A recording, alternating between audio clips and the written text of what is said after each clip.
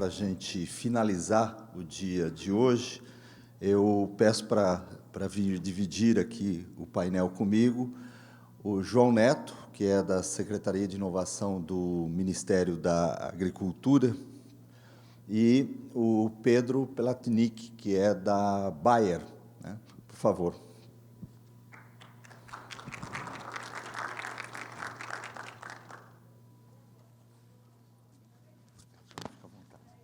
Fica aqui mais no centro.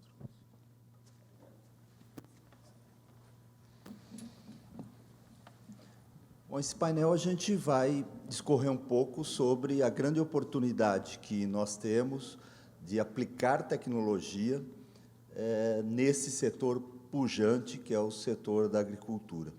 Apenas para contextualizar essa oportunidade, o Brasil, todos sabem que é o terceiro maior produtor de alimentos do mundo. Das nossas exportações, 42%, me corrija se eu estiver errado, viu? 42% das nossas exportações são geradas pela agricultura. Nós temos alguns setores pujantes e que se destacam e que são líderes mundiais, como suco de laranja, como café, como açúcar, e assim por diante, e que, com o uso da tecnologia aplicada na agricultura, pode dar essa vanguarda que o Brasil conquistou ao longo de muito tempo, continuar nessa liderança. E, nesse sentido, é que a gente vai discutir um pouco, discorrer um pouco com os especialistas nesse painel. E, João, eu gostaria de abordá-lo, que, nas interações que a gente tem feito junto ao Ministério da Agricultura, a gente tem recebido como feedback que o legado da ministra Tereza, na sua gestão, ela quer deixar a conectividade do campo. É esse o mote dos agentes públicos que a gente dialoga no Ministério, nos transmite. E, nesse sentido, eu queria entender um pouco os planos do Ministério, quais são as expectativas e aonde o Ministério, já visto que também se criou uma secretaria nessa gestão, que é a secretaria que você faz parte, de inovação, quais são os planos para que esse potencial que eu falei possa ser explorado? Bom, boa tarde a todos.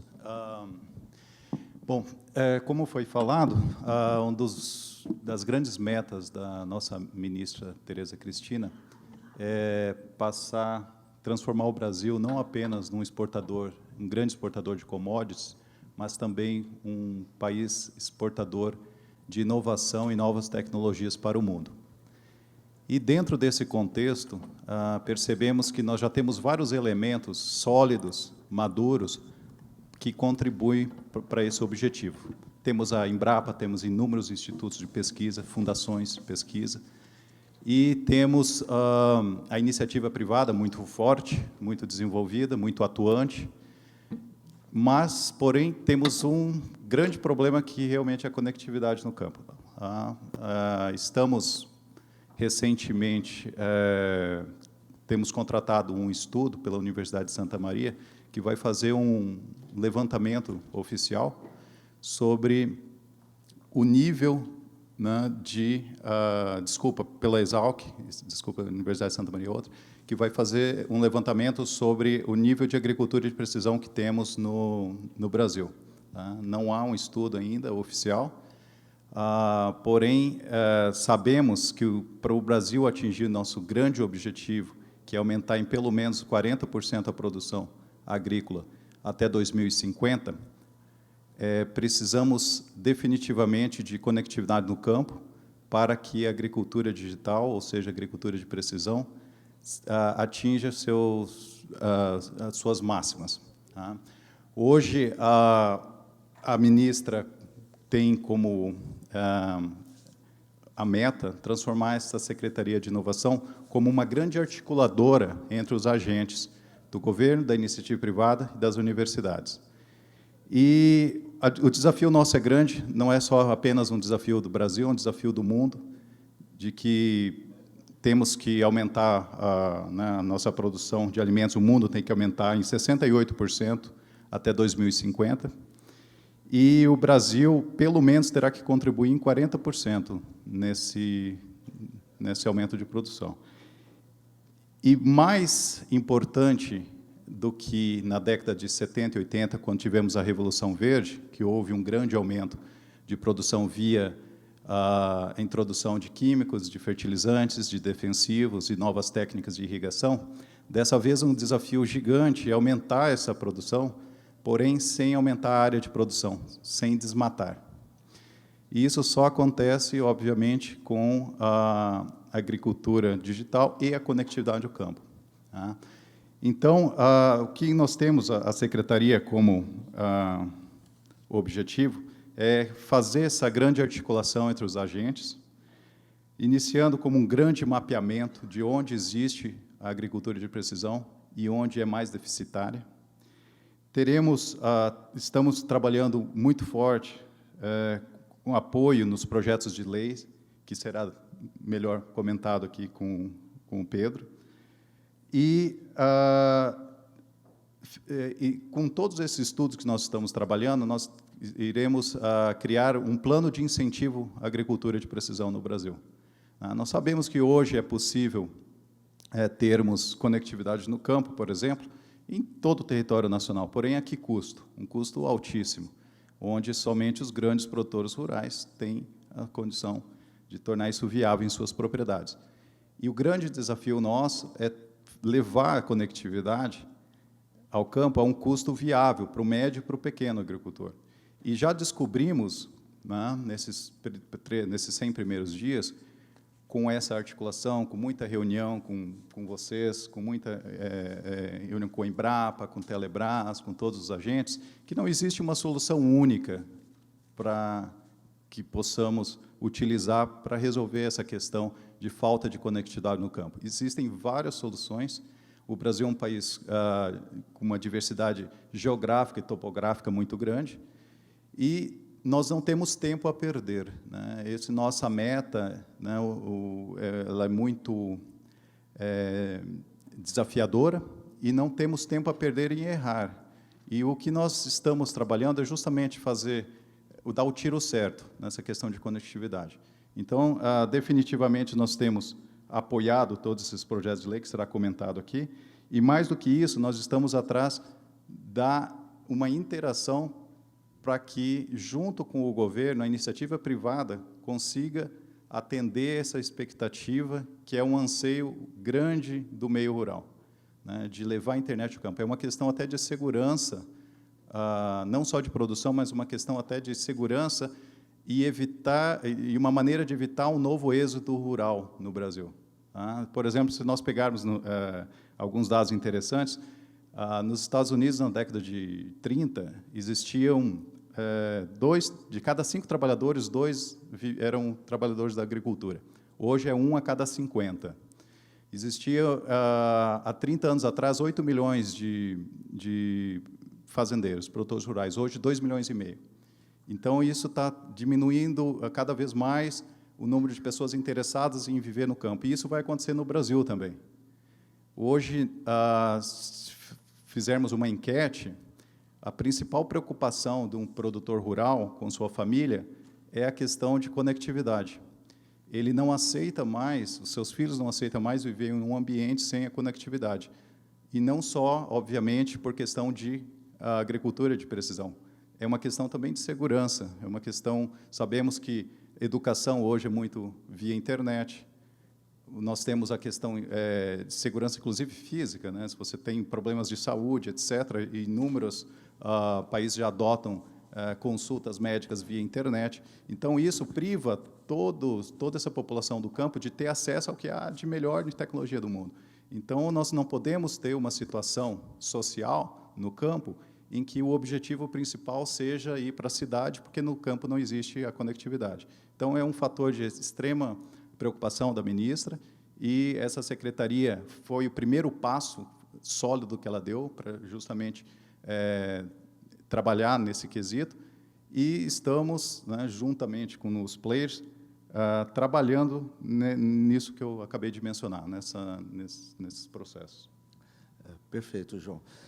A gente sabe que todas as outras revoluções que ocorreram ao longo da história da humanidade, né, a questão do transporte é a que vinha como consequência ou que dinamizava a revolução que estava acontecendo, né? E o transporte, no primeiro momento, e os desenvolvimentos que se sucederam em vários países, né? O transporte foi o desenvolvimento fluvial, depois a ferrovia, enfim, as estradas, dependendo do país, né? A questão do transporte. Hoje, né, o transporte que a gente fala, dos dados, ocorre, né, nos meios digitais, né, ocorre, é o transporte físico que está imaterializado nos dados hoje, né? E, nesse sentido, Pedro, eu queria entender os gargalos, se você pudesse colocar quais são os grandes, né, gargalos, talvez os grandes desafios que a gente tem que enfrentar para fazer o grande transporte desses dados, né, para locais onde eles possam ser analisados, serem processados e retornar como benefício, né? Então, assim, mas a gente precisa de conectividade, é claro, mas aonde e onde está parando essa conectividade que a gente não consegue avançar? Obrigado, Sérgio. Boa tarde a todos. É um prazer participar do Fórum da Brascom. Sérgio, eu gostaria de voltar um pouquinho antes de responder a tua colocação, só para dizer que, assim, ao longo dos últimos 3, 4 anos, a gente vem trabalhando essas discussões sobre agricultura de precisão. Eu não sei se todos aqui têm conhecimento sobre o que é agricultura de precisão ou agricultura digital, que tem pequenas distinções. Nós consideramos que a agricultura digital, né, o uso de ferramentas de informática para a gestão da produção, é um dos componentes dentro da agricultura de precisão, onde, além dos instrumentos de informática, a gente tem outros equipamentos que são utilizados e que realizam a execução no campo de todo aquele desenvolvimento, de toda aquela inteligência que o Big Data, que a inteligência artificial nos proporciona. Dito isso, foram 3, 4 anos de muita luta e a gente parabeniza a ministra pela criação da Secretaria de Inovação. Acho que isso foi fundamental e hoje a gente percebe que reverbera dentro do Ministério esse anseio dos agricultores. O João comentou de dados dos Estados Unidos e a gente olha hoje para o Brasil, onde temos cerca de 5 milhões de propriedades rurais, das quais uma pequena parte, né, menos de 500 mil, são, de fato, médias ou grandes propriedades com condições de investir em tecnologias. Então, quando a gente olha esses gargalos, Sérgio, a gente está falando de... Assim, a telefonia não chega. A gente está aqui em Brasília, em alguns pontos a gente está... você passa de carro e, de repente, a tua ligação cai. Então, quando a gente vai olhar para o Mato Grosso, para Goiás, ou a gente sobe para o Tocantins, isso é uma realidade. Beirando as rodovias, você ainda consegue algum tipo de conectividade. Existe um aplicativo que os senhores podem baixar no celular, chama-se Open Signal, e você consegue botar lá o nome de qualquer cidade e verificar a conectividade, seja do 3G, do 4G ou de outras tecnologias. E a gente costuma usar muito isso para fazer um comparativo entre o cinturão agrícola dos Estados Unidos e comparar com o que seria o nosso cinturão agrícola, basicamente o Centro-Oeste ou Mato Grosso. E é praticamente uma vergonha. Mas também não seria correto simplesmente jogar isso no colo das empresas de telefonia, porque o modelo licitatório aqui, enfim, como foi feito no Brasil, não propiciou que a conectividade chegasse nos rincões do país e nas áreas rurais. Em tempo, Sérgio, ontem eu acompanhei a cerimônia de aniversário da Embrapa, e o fundador da Embrapa, Dr. Eliseu Alves, mencionou um dado que me chamou muita atenção. Segundo ele, na década de 80, quando se discutia a Constituição brasileira, a questão da terra era fundamental. Então, ela foi contemplada na Constituição como um bem fundamental. Só que ele faz essa analogia e olha para o Brasil atual e fala: hoje, 68% da produtividade agrícola está diretamente relacionada ao uso de tecnologias ou ao desenvolvimento de novas tecnologias, ao passo que o uso da terra representa somente 10% disso. Então, Sérgio, conectividade, estímulos à inovação, novas tecnologias, isso é o que nós buscamos hoje e que, com o apoio da nova Secretaria de Inovação, a gente tem certeza que vai ser o legado da ministra. Perfeito, Pedro, obrigado. O João e o Pedro acabaram de explanar que algumas questões legislativas, né? Eu faço menção àqueles que tiverem interesse. Nos 2 dias do evento, pela manhã, nós lançamos a agenda legislativa da Brascom com o Congresso, né? Então, a gente, pela manhã, nós fizemos interações com deputados e senadores, no sentido de apresentar quais são os projetos prioritários do setor. E aqui eu estou me recordando que, de 10 que nós elencamos, né, porque você também apresentar os 300 que nós monitoramos, né, eles vão nos perguntar quais são os prioritários. Nós elencamos 10 prioritários. Dentre 10, 3 são necessários para superar os desafios. Um deles, PLC 79, que muda, né, o regime de concessão para autorização, né, muito debatido no dia de ontem por vários dos nossos painelistas. Um que também está tramitando, que autora é a própria ministra, a atual ministra, que é o Plano de Agricultura Digital, né, o Plano Nacional da Agricultura Digital, de Política Digital. Obrigado, João. E o terceiro, que também é muito interessante, e de autoria do deputado Vitor Lippe, que trata da questão de redução ou desoneração de equipamentos e sensores necessários à captura dos dados, né, da internet das coisas. Quer dizer, todos os dados que serão, eles precisam de sensores para capturar, para depois pôr numa rede e depois fazer o processamento desses dados, né? E hoje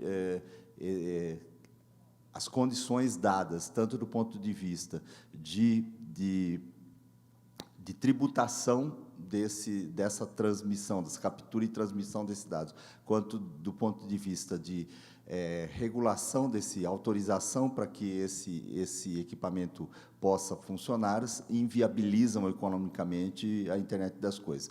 Nesse sentido, João, qual que você falou da articulação público-privada, né, com outros atores, papel que o Ministério, nesses 3 exemplos, está fazendo? E qual que é a importância e qual que é a interação que vocês estão tendo com o Congresso? Bom, o PL 355, né, foi de autoria da Tereza Cristina, no dia que ela foi até exonerada do Ministério para ir para o Congresso e colocar esse projeto de lei. O que nós estamos fazendo colocar a importância. Tá? O Ministério está colocando a importância com a frente parlamentar do agronegócio.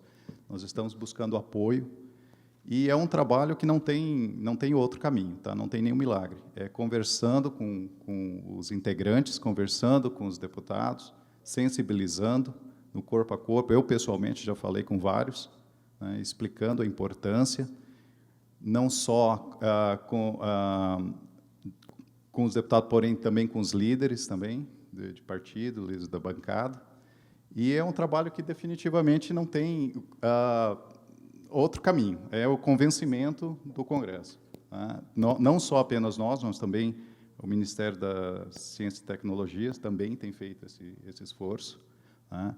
E a nossa ministra, obviamente, sempre que possível, está sensibilizando os colegas, para que haja esse apoio. Realmente não tem um outro caminho a não ser esse o lobby, né?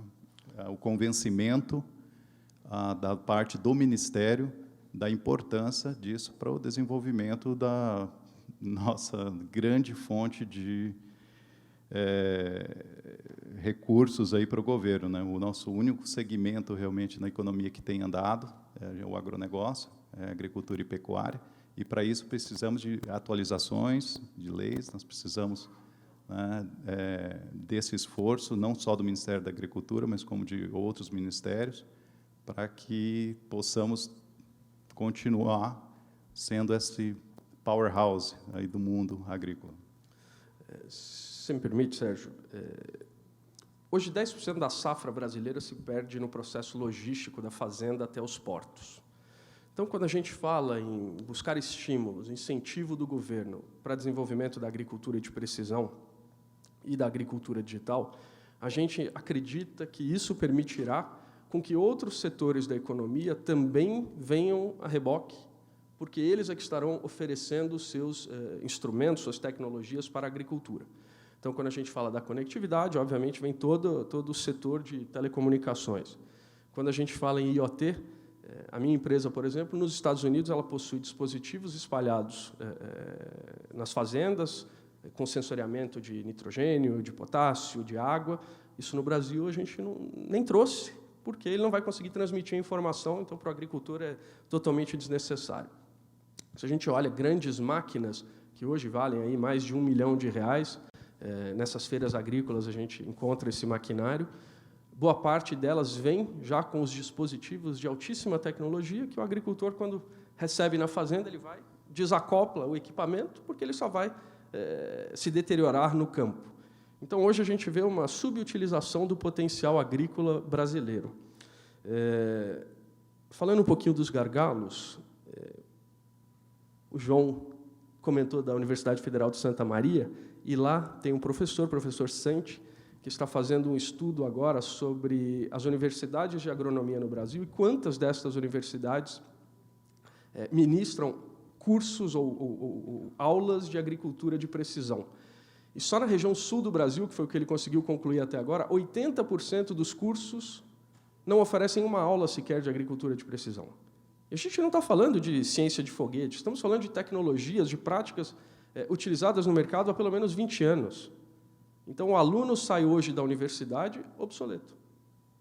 Então, eu entendo que é papel do Ministério da Agricultura, é papel do Ministério de Ciência e Tecnologia pressionarem o Ministério da Educação para que a grade curricular seja modificada. Outra coisa, apoio financeiro. A gente tem o Vale do Piracicaba, o Vale de Piracicaba. Ainda não dá para se comparar ao Vale do Silício, mas é onde nós temos hoje o maior número de startups ou agtechs do Brasil. A turma está lá. São algumas empresas que resolveram se tornar, não vou chamar de anjos, mas que estão aportando capital nessas agtechs. Mas a gente vê muito pouco estímulo governamental. Acho que eu não preciso comentar, por exemplo, Israel, o quanto ele estimula a inovação das suas startups. E aqui a gente não vê isso. E também não acho que é papel do Ministério. Acho que aí a gente já vai para outras pastas da esplanada. Um outro assunto que, inclusive, dentro da Comissão Brasileira de Agricultura de Precisão, a gente vem discutindo muito, empresas ou fazendeiros que se utilizam de práticas de agricultura digital ou de agricultura de precisão, indo além, reduzem efetivamente o risco das suas safras. No momento que ele tem acesso a uma série de outras informações, o que a gente diz é que ele consegue controlar hoje já 75%, quase 80% das variáveis que ocorrem no campo. As outras 20% são as variáveis climáticas que ele realmente não controla. Mas, tendo esse controle de mais de 75%, o risco de uma quebra de safra é muito menor. Então, o que nós gostaríamos, e aí não é a minha indústria, estou falando do agricultor, ele quer um seguro agrícola diferenciado. O prêmio tem que ser inferior, porque, enfim, por razões lógicas, mas não existe hoje essa receptividade por parte das empresas que oferecem seguros, porque elas dizem que não cabe, mas não é como acontece em outros países, como na Europa ou nos Estados Unidos mesmo, a gente vê essa diferenciação. Uma das questões que a mim foi surpresa, talvez o público também porque agora que a gente fala conectividade, a gente está falando em alta velocidade, não é isso que a gente está falando. Eu gostaria que vocês explanassem um pouco isso, para ficar claro para todos que a gente não está falando em 5G, 4G, não é isso.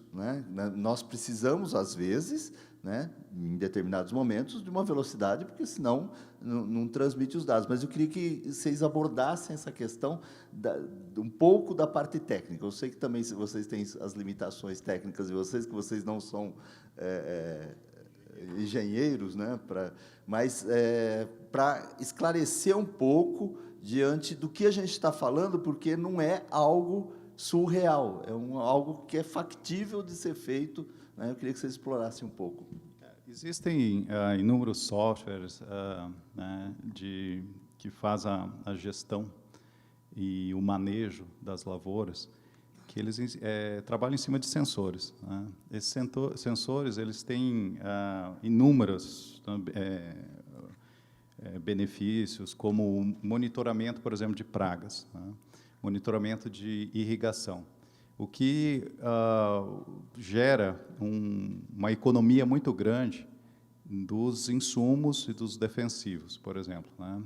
Se olharmos aí alguns anos atrás, poucos anos atrás, uma pulverização média de uma lavoura, você gastava 100 litros por hectare. Hoje, com a agricultura de precisão, você gasta 10. E de digital, usando sensores, você pode usar 7, no mínimo. E então esse tipo de sensor ele não necessita de uma banda 4G ou de 3G. É uma frequência menor que você pode usar uma torre de alto alcance e que ele faz, né, todo o trabalho de coleta de dados da lavoura para uma central, e essa central sim aí necessitaria de uma banda mais larga para enviar. Né? Mas, vamos dizer que se não existisse essa central, você poderia colocar a informação, vamos dizer, num hardware ou num pendrive, levar para a cidade uma vez no final do dia, ou, enfim, para fazer essa transmissão. Em uma forma mais arcaica, mas só para ilustrar que não necessariamente tudo na agricultura precisa-se de uma banda larga. Mas, aproveitando até isso, um exemplo que a gente colocou, que eu gostaria de citar antes do tempo acabar, é a questão da rastreabilidade. Esse vai ser o nome do jogo daqui para em diante. Tá? O mundo ele quer, principalmente os países mais desenvolvidos, eles querem saber exatamente o que eles estão comendo e como foi o manejo desse produto, da lavoura que produziu esse alimento. E isso só é possível com dados. Né? Então, o que vai acontecer? Nós iremos exportar milho, iremos exportar outros produtos, sim, porém, lá na ponta, o consumidor final quer saber o seguinte: eu quero uma prova de que esse milho que eu estou comprando, ele foi produzido de forma sustentável. Como foi feito a pulverização, o índice de agrotóxico usado, a irrigação, como foi feita, houve um excesso de desperdício de água, como foi feito, enfim, todo esse monitoramento. Ele vai querer saber isso. Daí a gente vai usar também. Já estamos conversando com vários surveyors para, inclusive, usar o blockchain para isso, né, para ser realmente informações fidedignas. E isso só é possível, novamente falando, com a conectividade, com esse monitoramento dessa produção. Então, além de termos um ganho de produtividade, nós teremos um ganho também na qualidade do nosso produto, qualidade no sentido de valor agregado. E isso para o Brasil é importantíssimo, porque a imagem que se tem hoje, né, ainda, infelizmente, é que o Brasil só produz bastante porque ele desmata bastante, né, o que não é verdade. Isso tem que ser mostrado ao mundo de que isso não é verdade, porém, novamente falando a necessidade de que não temos casos isolados de agricultura de precisão onde o manejo seja sustentável. Isso tem que ser feito de forma generalizada. Então, o MAPA, a nossa Secretaria de Inovação, está bem focada nessa questão de rastreabilidade da produção. Sérgio, com relação à conectividade, é importante a gente ressaltar que, para o agro, existem duas conectividades. Uma é até a porteira. E essa, hoje, existe em algumas propriedades, lá na casa, né, central da fazenda, você até tem internet. Às vezes chega por satélite, enfim, por rádio. Só que depois você tem que espalhar essa conectividade para o campo. Então, por isso que a gente gostaria que houvesse um modelo, 2 modelos, estourando 3 modelos que coexistissem, porque sai muito caro a gente investir num dispositivo e eu embarcar nele meia dúzia de formas dele se conectar a essas white space, rede mesh, 4G, satélite, inviabiliza, né? Então, a gente gostaria muito de ver esse direcionamento para que as nossas empresas também pudessem trabalhar o desenvolvimento dos equipamentos nesse sentido. São muitos dispositivos com peso dos dados muito baixo, mas é um volume de dados muito grande que é transmitido dentro de uma fazenda. E aí, Sérgio, eu sei que acabou o tempo, mas como eu sei que estamos no momento aqui da Lei Geral de Proteção de Dados, ou de uma revisão dessa lei, se me permite abordar aqui alguns pontos. Na verdade, eu queria citar alguns exemplos que a gente observa nas fazendas e a gente se pergunta, será que o legislador não para observar que uma lei dessas, transversal, tem o potencial de inibir a agricultura de precisão no Brasil? Então, por exemplo, a agricultura de precisão é fundamentada no georreferenciamento dos dados. Então, quando eu cruzo dados georreferenciados com o CAR, eu identifico o proprietário da fazenda. Aqui já se entende, então, que torna-se um dado pessoal. Então, o dado de nitrogênio do solo virou um dado pessoal.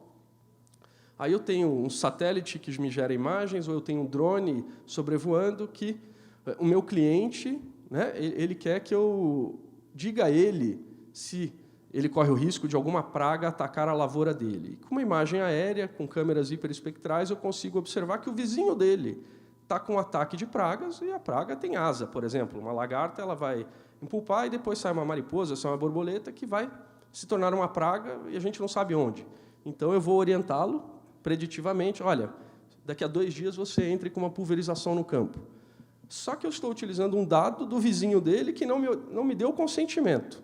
E aí, eu posso utilizar esse dado ou não posso? Boa parte das fazendas são arrendadas. Quem me dá o consentimento? Eu entendo que é uma relação comercial, então, se é o arrendatário, se é o proprietário, aquele que me contratou seria o suficiente. Mas eu sei que vamos terminar na justiça futuramente. Então, daria para a gente citar aqui outros exemplos, mas nos preocupa sobremaneira a forma como essas discussões estão sendo feitas no Congresso, porque a agricultura, não vou nem dizer do futuro, a agricultura do presente poderá ser impactada por burocracias, por restrições, por limitações aí dos N consentimentos que a gente tem que buscar. Muito bem abordado, Pedro. Obrigado. Privilegiando a plateia, eu vou fazer uma pergunta que chegou aqui, a gente vai para o encerramento, eu pediria, não vou endereçar nenhum de vocês fiquem à vontade para responder. A pergunta vem da Isabela. O Brasil poderá ter condições de se tornar uma referência como exportadoras de tecnologia da agricultura no longo prazo? Essa é a pergunta dela. Definitivamente. Acredito que sim. Tá? Acredito. Posso falar? Sim. Eu acredito que sim, desde que o Brasil não resolva inventar uma tomada de 3 pinos para as tecnologias do agro.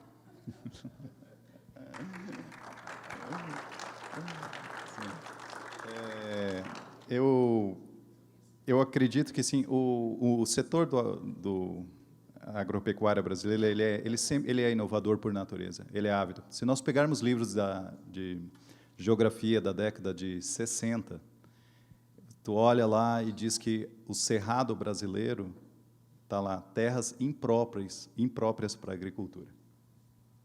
Tá? Então, o que nós fizemos com o Centro-Oeste brasileiro, que antes achava-se que no máximo se colocaria gado, transformando, na verdade, num celeiro de produção, é uma inovação. Então, a natureza do brasileiro no campo é inovadora. Apesar de todos esses problemas de falta de conectividade, nosso produtor ele é ávido à inovação. Ele busca constantemente a inovação.